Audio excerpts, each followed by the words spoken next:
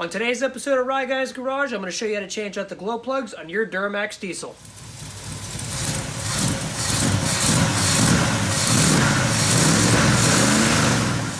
Obviously, scan your truck, find out if your glow plugs are bad. Your first step is going to be removing this inner plastic fender liner, and if you're smart and you know that you're going to do this 1,000 times, because you will, they have all of these screws that have a 7mm head all the way around this lip here.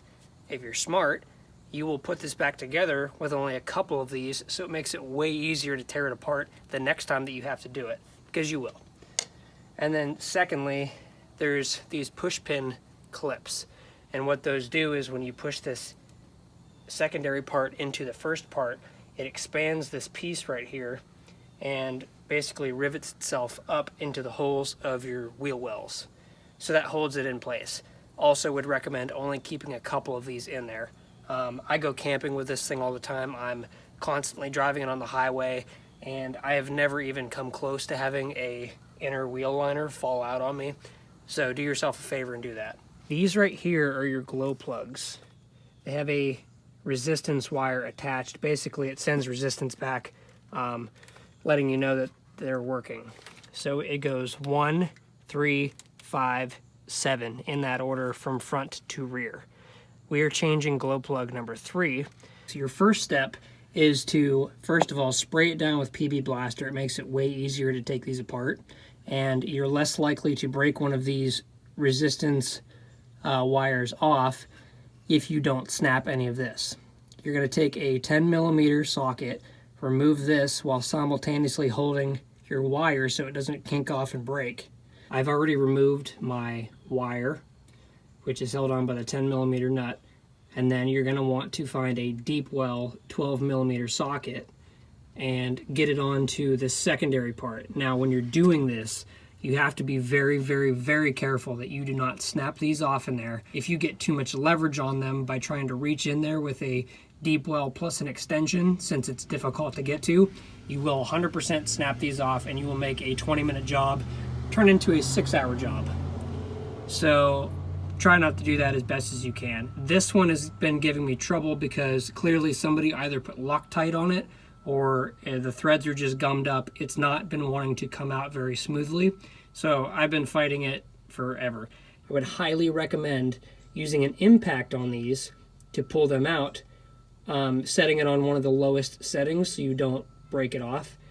This will make it so much easier because you don't have to mess around with chasing the threads for at least 5 minutes. I've been on this trying to undo it.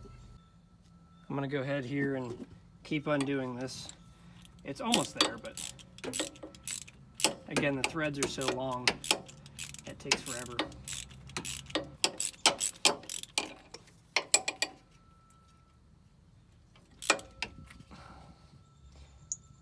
This is taking entirely too long.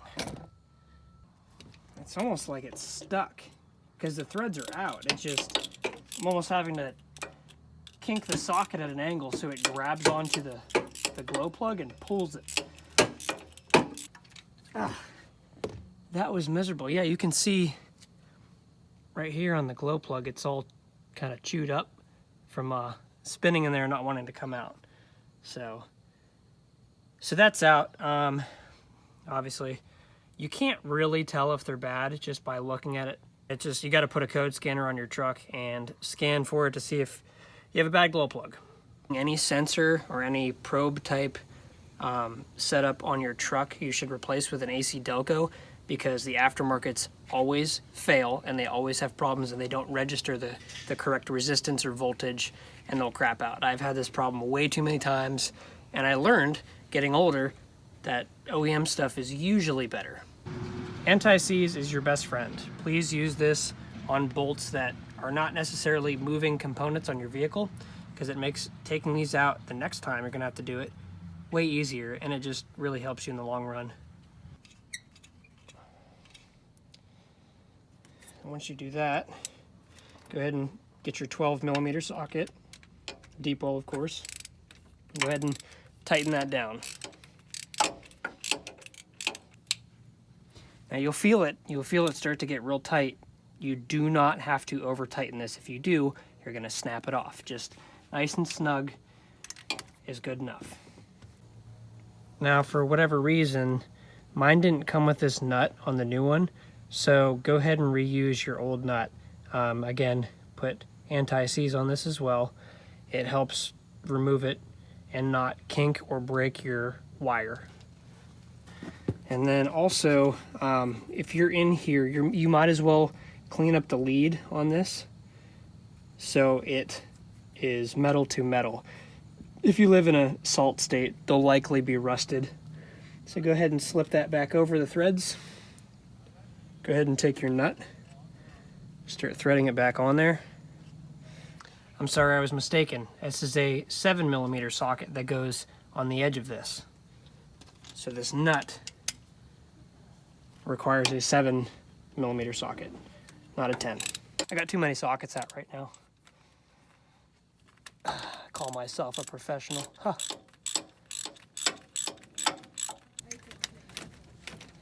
Again, do not over tighten these. There's no need.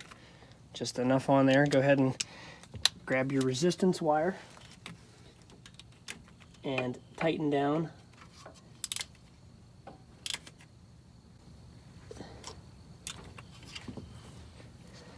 And you should be good to go.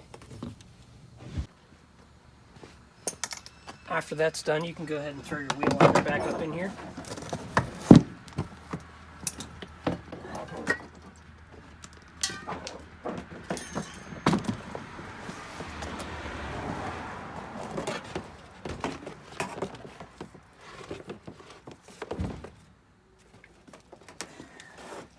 Go ahead and put these push pins back up into their designated spots so it holds your wire loom away from all your warm engine components. Press it back up into place. Get a couple of your screws. Put them into place. Sometimes I'll never seize these, other times not. They usually come out pretty easily. I've never seized these before, so.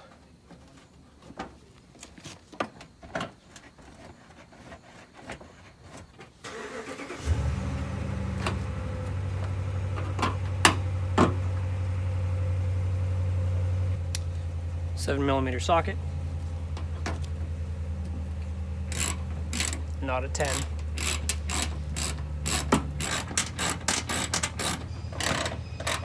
Again, not super tight, just enough to hold it into place. And then you're going to want to go ahead and, mine only had one push pin, thankfully. These are kind of a pain to get out. What I like to use is one of these screwdrivers. It's for trim. It's a trim clip screwdriver. Go ahead and pry it under this. It'll pull this right up since it has that curved edge. And then once you pull that, you can just pull this pin right out, and then this you can just pry right out and it'll come right out. Get it kind of set in there just a little bit. Make sure that this is still free. Push it in there and then push that pin in. If mine will go. Mine's probably broken. Yeah, mine's just broken, but it'll hold into place. It's not going to go anywhere. And yeah, that's basically how you change a passenger side glow plug. The driver's side, I already had to do cylinder number 8, and that was a nightmare. That took me about 3 hours because the angle was so difficult. You couldn't get a socket in there without breaking stuff. So what ended up happening is I ended up actually breaking the wire, and I had to cut the end of it off. I had to restrip it and then put another end back on and then mess around with that. But that side is all good now. This side's finished, so I'll show you what to do after. So once you've replaced your glow plug, I'm going to take your code scanner. Get one of these if you have a diesel. It helps a lot. This was $30, I believe, from AutoZone. You're going to locate your OBD2 under the dash. You're going to plug your code scanner in. It should start lighting up. And then you want to take your key, put it in the ignition, turn the key to the on position, but do not start the truck. Here, come on, hit read. It'll tell you that you have however many codes, usually 2 if it's just one glow plug. I'm going to hold down erase, hold down erase again, and it cleared my codes. Now I can go ahead and start my truck. And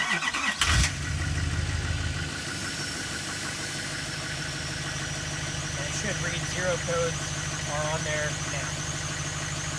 Hey, thanks for watching another episode of RyGuys Garage. Please like, subscribe, share, comment. Let us know how we're doing here. This was my first time really doing an instructional video and showing everybody that I know how to do stuff other than camera work. So not a huge diesel guy, but I'm still learning. So please share the video, and thank you for watching. We really appreciate it.